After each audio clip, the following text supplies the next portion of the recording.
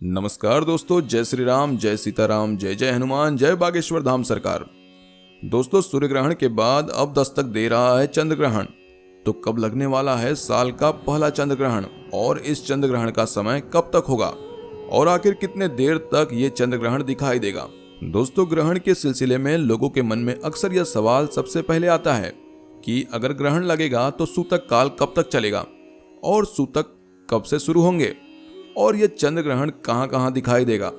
तो क्या आपके मन में भी यह सवाल है कि आखिर साल का दूसरा सूर्य ग्रहण और पहला चंद्र ग्रहण आखिर कब तक और कहां पड़ेगा और क्या यह चंद्र ग्रहण भारत में दिखाई देगा या नहीं, और इसी तरह साल 2023 में और कितने ग्रहण लगने वाले हैं।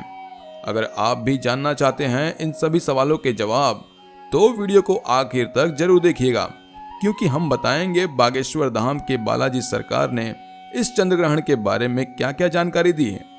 तो दोस्तों, स्वागत है आप सभी का कथा संजीवनी चैनल पर। आगे बढ़ने से पहले वीडियो को लाइक जरूर कर दें, जिससे कि श्री बागेश्वर बालाजी की कृपा आप पर सदैव बनी रहे। तो चलिए वीडियो में आगे बढ़ते हैं। तो दोस्तों, ज्योतिषी की माने तो साल 2023 में कुल 4 ग्रहण लगने वाले हैं। अभी हाल ही में साल का पहला सूर्य ग्रहण अमावस्या को लगा था और अब आने वाली बैसाख की पूर्णिमा वाले दिन शुक्रवार को साल का पहला चंद्र ग्रहण लगने वाला है। यह चंद्र ग्रहण पूर्णिमा वाले दिन लगेगा। दोस्तों, ऐसे तो ग्रहण एक खगोलीय घटना है और वैज्ञानिकों की माने तो जब हमारी पृथ्वी चंद्रमा और सूरज के बीच में आ जाती है तो चंद्र ग्रहण के योग बनते हैं। वहीं पुराणों की माने तो 9 ग्रह में से एक राहु जब चंद्रमा को अपना ग्रास बना लेते हैं तभी चंद्र ग्रहण के योग बनने लगते हैं। अब चाहे सूर्य ग्रहण हो या चंद्र ग्रहण, दोनों से पहले ही सूतक काल लगता है, लेकिन शास्त्र कहते हैं कि चंद्र ग्रहण से पहले जो सूतक काल होता है उसकी अवधि को अशुभ माना जाता है। तो चलिए बताते हैं कि साल का पहला चंद्र ग्रहण कब और कहां कहां दिखाई देगा और सूतक काल कब से कब तक लगेंगे। तो दोस्तों, साल का पहला चंद्र ग्रहण इस बार बुद्ध पूर्णिमा वाले दिन यानी कि 5 मई 2023 शुक्रवार वाले दिन लगने वाला है। यह ग्रहण शाम को 8:45 से शुरू होगा और 6 मई 2023 को सुबह 1 बजे तक यह ग्रहण खत्म होगा। इस चंद्र ग्रहण के समय पर सूतक काल 9 घंटे पहले शुरू हो जाएगा और ज्योतिषों के अनुसार चंद्र ग्रहण का पराग्रास का समय रात के 10:53 पर है और इसी समय चंद्रमा पूरी तरीके से आसमान में छुप जाएगा। वहीं इस उप छाया चंद्र ग्रहण की अवधि 4 घंटे 15 मिनट 34 सेकंड तक रहेगी। तो दोस्तों, आपको बता देते हैं कि यह एक उप छाया चंद्र ग्रहण है और उप छाया चंद्र ग्रहण का अर्थ होता है कि चंद्रमा पर पृथ्वी की छाया सिर्फ एक ही तरफ होगी। इस वजह से यह चंद्र ग्रहण हर जगह नहीं दिखेगा और अच्छी बात यह है कि इस बार यह ग्रहण भारत में भी नहीं दिखाई देगा। और साल 2023 के पहले चंद्र ग्रहण का असर Europe, Asia, Australia, Africa, Antarctica, प्रशांत, अटलांटिक और हिंद महासागर पर दिखाई देगा। साल के पहले सूर्य ग्रहण की तरह चंद्र ग्रहण को भी भारत में नहीं देखा जा सकेगा और ना ही भारत में सूतक काल का कोई असर होगा। दोस्तों, उप छाया चंद्र ग्रहण के बारे में लोगों के कई मत होते हैं।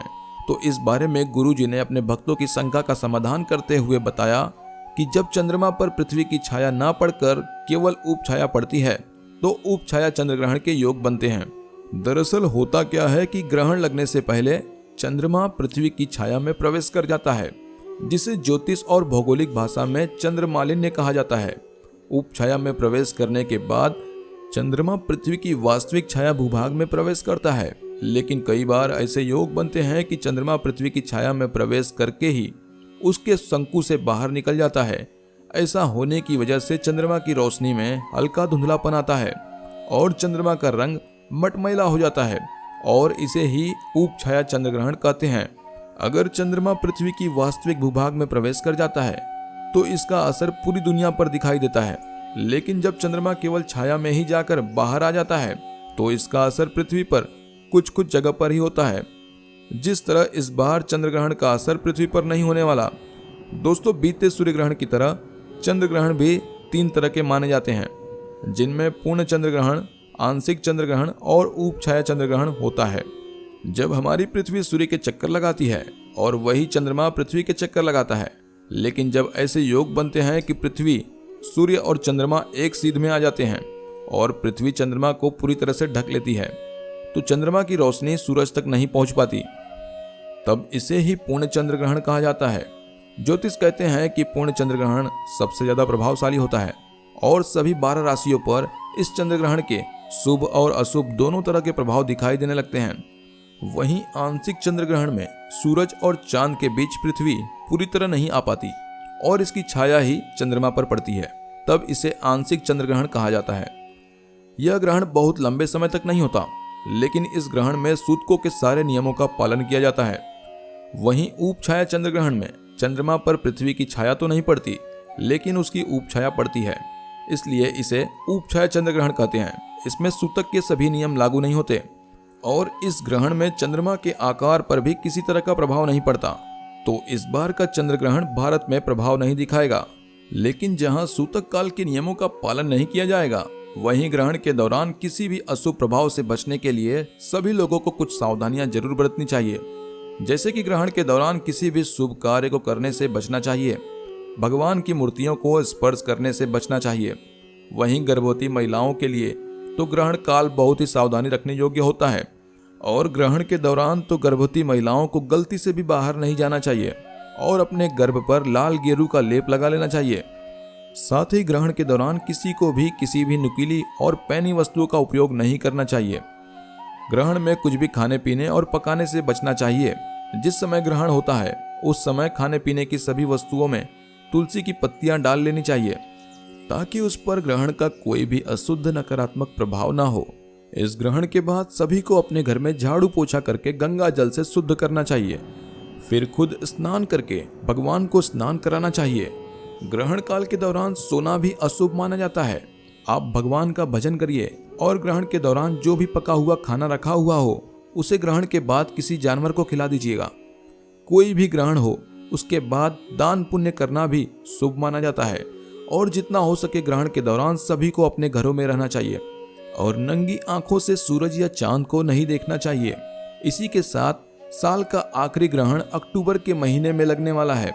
इसका असर भारत में भी दिखाई देगा, लेकिन अभी तारीख के बारे में ज्योतिषों के बीच मतभेद बताई जा रही है। लेकिन जब भी साल के दूसरे चंद्र ग्रहण के बारे में जानकारी मिलेगी, हम आपको अपने चैनल पर जरूर सभी जानकारियों से अवगत कराएंगे। दोस्तों, ग्रहण के दौरान माना जाता है कि खुद भगवान को कष्ट होता है और ऐसे समय में हमें भगवान के मंदिर के पट बंद कर देने चाहिए और उनका ध्यान करना चाहिए। लेकिन ग्रहण के दौरान भगवान के मंदिर या मूर्तियों को छूना अशुभ माना जाता है। ग्रहण के दौरान घरों में और आसपास के वातावरण में नकारात्मक ऊर्जा का एक घेरा बन जाता है, तो इसलिए ग्रहण के बाद अपने घर का शुद्धिकरण जरूर करना चाहिए और हो सके तो अपने घर की सभी वस्तुओं में गंगा जल जरूर डाल दें और ग्रहण के बाद अपने घर को और मंदिर को गंगा जल से पवित्र जरूर करें। साथ ही अगर आपके घर में कोई गर्भवती महिला है तो उसे ग्रहण के प्रभाव से बचाने के लिए ग्रहण के दौरान कमरे में ही रहना चाहिए और आप गर्भवती महिला के पास एक नारियल रख सकते हैं और जब ग्रहण खत्म हो जाए तो उस पानी वाले नारियल को बहते पानी में प्रवाहित कर दीजिए। ऐसा करने से गर्भवती महिला के आसपास की चीजों की नकारात्मक ऊर्जा जो होगी वह सभी दूर हो जाएगी। ग्रहण का असर गर्भवती महिला और उसके बच्चे पर नहीं पड़ेगा। दोस्तों, ये थी ग्रहण से संबंधित सभी जानकारियां जो गुरुजी ने अपने भक्तों को बताई है। तो उम्मीद करते हैं कि गुरुजी की बताई हुई ये बातें आपको जरूर पसंद आई होगी। अगर आपको यह वीडियो अच्छी लगी हो तो वीडियो को लाइक जरूर कर दीजिएगा और कमेंट बॉक्स में जय श्री राम, जय बागेश्वर धाम, जय हनुमान जरूर लिखें और ज्यादा से ज्यादा वीडियो को शेयर